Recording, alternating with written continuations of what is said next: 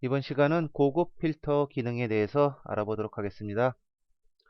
자, 우리가 그 전에 자동 필터 기능을 우리가 배웠었죠. 자, 우리 필터는 많은 양의 데이터가 있었을 때 내가 원하는 조건을 제시하고 그 조건에 맞게끔 데이터를 추출해서 필요한 데이터만을 화면에 표시해주는 그런 기능들을 우리는 필터 기능이라고 했고요. 자동 필터에서 못하는 거, 우리 자동 필터에서는 두 필드를 조건을 걸었을 때 두 필드 간에는 무조건 AND 조건밖에 될 수가 없었어요. 자, 그것은 무엇이냐? 부서가 영업부 이렇게 하면 일단은 영업부인 애들만 일단 두 개가 남게 되겠죠.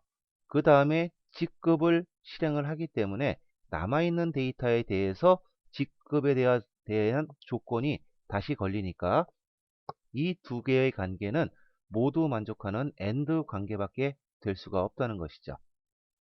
예를 들어서 부서가 영업부이거나 직급이 실장인 이런 조건은 고급 자동 필터에서는 지정할 수 없는 그런 단점이 있다는 거죠. 그래서 우리가 이제 고급 필터를 이용해서 그런 것들도 해결할 수가 있고 좀 더 복잡한 그런 조건을 지정해서 필터링을 할 수가 있어요. 우리가 고급 필터의 조건은 내가 직접 셀에다 적어 주어야 돼요. 그럴 때 우린 규칙이 있다는 것이죠. 그래서 얘네들이 이렇게 두 조건 간에 AND로 연결이 되어 있느냐, OR로 연결이 되어 있느냐에 따라서 쓰는 방식을 지정을 해 줬어요. 자, 여기에 표가 이렇게 있는데요. 부서가, 자, 부서, 그러면 이렇게 내용들이 써 있죠. 영업부 2고라고 했어요.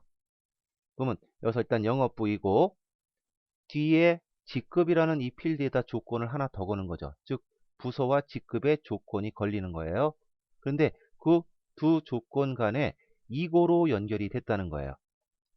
그러면 이것은 두 개를 모두 만족하는 AND로 해석한다라는 것이죠. 그래서 뭐뭐이고 혹은 뭐뭐이면서라는 말로 이어져 있으면 걔는 AND 조건으로 우리가 생각을 하고 AND로 해석이 됐으면 첫 번째 조건과 두 번째 조건은 같은 행, 바로 옆에다가 적어 주어야 된다라는 것이 규칙이라는 것이죠. 그래서 지금 부서가 영업부이고 직급이 실장이라는 데이터를 부서가 영업부 그리고 직급에 대한 조건값인 실장은 영업부의 바로 같은 행, 즉 바로 옆에다가 이렇게 적게 된 것이죠.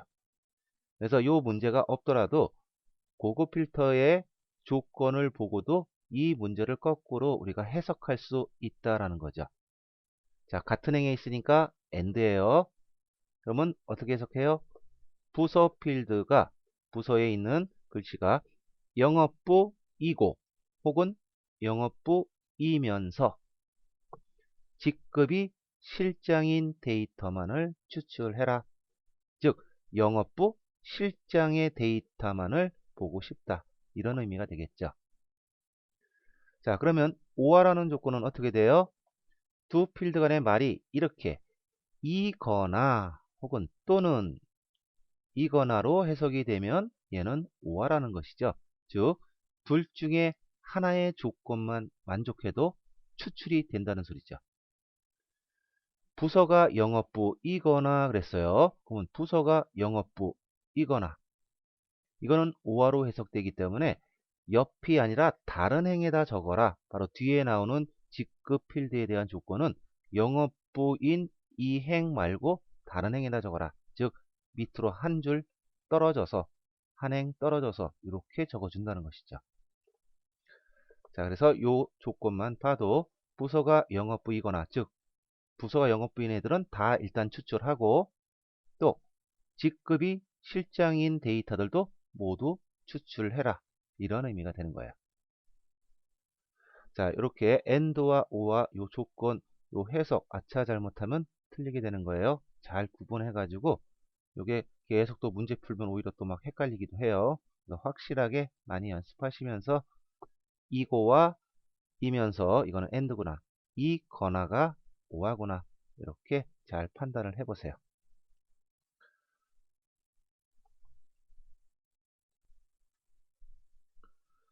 와일드카드 문자에 대해서 좀 알아보면요. 와일드카드 문자로 사용할 수 있는 것은 이제 두 가지가 있는데요. 네, 별표 표시하고 물음표가 있어요. 근데 일단 물음표는 고려하지 마시고요. 자, 이 와일드카드 문자는 뭐 만능 문자라고도 얘기를 하는데요. 바로 이 별표를 쓰게 되면 이 자리에는 어떤 글자든 몇 글자든 아무 글자나 올 수 있다라는 의미가 되는 것이에요. 그래서 예로 나를 쓰고 별표를 썼어요. 그러면 일단 나로 시작하고 뒤에는 어떤 글자가 와도 상관없다라는 의미가 된다는 거죠. 자, 예를 들면 여기 성명 부분에 나 그리고 성명이 나 별표로 이렇게 했어요. 이거의 의미는 뭔가요? 바로 성이 나씨라는 의미가 된다는 것이죠. 그래서 성이 나씨이면서 그래서 얘는 성명을 적어주고요. 그 다음에 조건으로 나 별표를 했다는 거예요.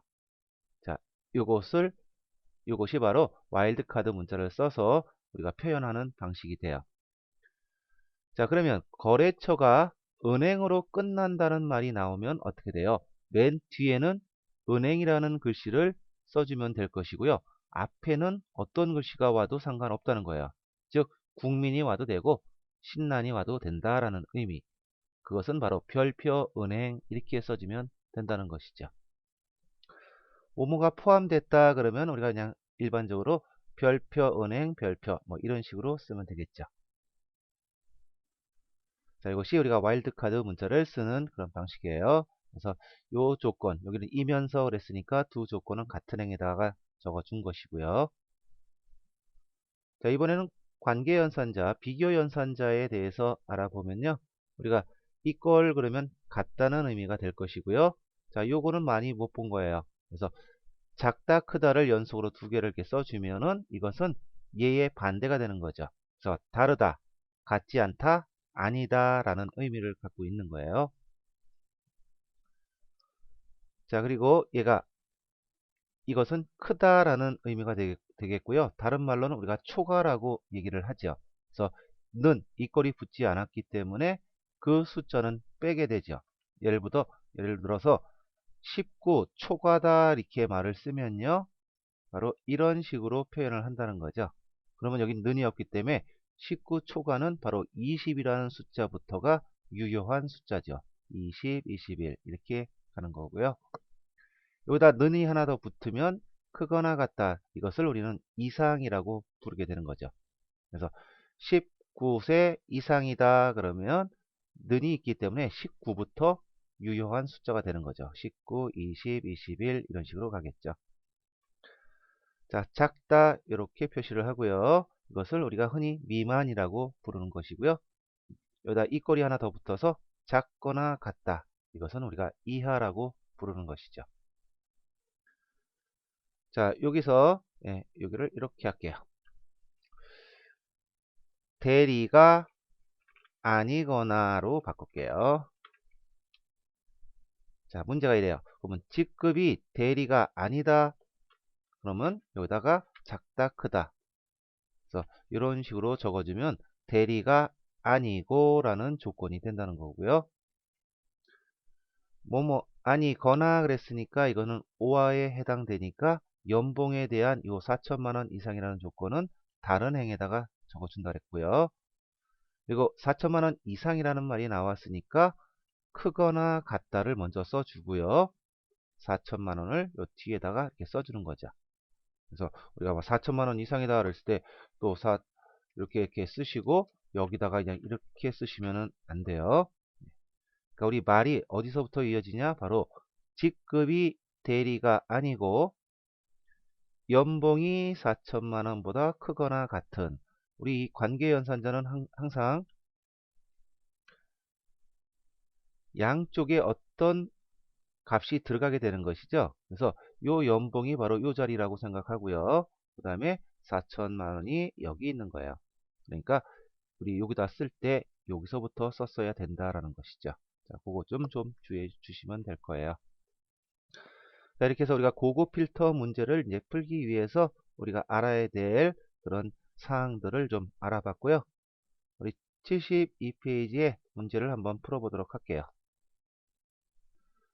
자, 52페이지의 문제를 보시면요.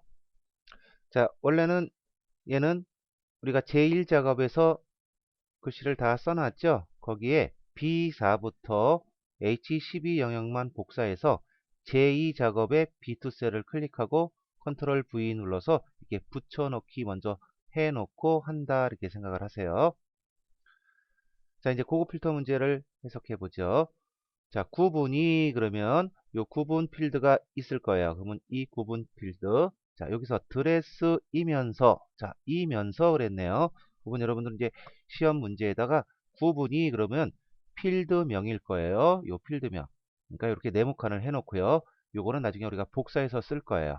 그리고 내용들을 쳐다보고요. 드레스 똑같네. 그러면 이따가 구분 밑에다 드레스라고 써야지. 그래서 조건 값은 이렇게 동그라미를 쳐놓고요. 뭐뭐면서 그랬으니까 얘는 AND 조건이 된다는 거죠. 그래서 AND를 써놓고 AND만 써놓지 말고요. 바로 같은 행, 바로 뒤에 나오는 판매 수량에 대한 조건 값은 드레스라는 데 옆에다 쓴다. 그래서 같은 행 혹은 옆에 씀 이렇게 써놓으세요. 그리고 판매 수량 필드 바로 여기 옆에 있네요. 이것도 네모칸 쳐놓고요. 30개 이상, 자, 요거는 어떻게 써요? 크거나 같다 30. 자, 이렇게 내가 여기다 입력할 그 값을 시험 문제지에다 다 이렇게 적어 놓는다는 거죠. 자, 그러면 필드를 먼저 복사해 올 거예요. 그래서 요 필드명 뭐 나란히 있으니까 이렇게 블록 설정하면 되겠네요.